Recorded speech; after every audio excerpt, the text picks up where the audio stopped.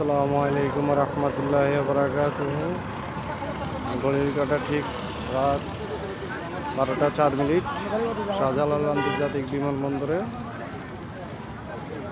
এক ছোট ভাইকে সৌদি উদ্দেশ্যে। আসসালামু আলাইকুম রহমতুল্লাহি ওয়া বারাকাতুহু।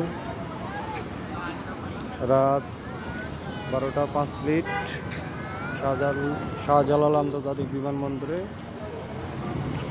এক ছোট ভাইকে সৌদি আরবের উদ্দেশ্যে পাঠানোর জন্য আসা হলো, তাই একটা লাইভ আসলাম।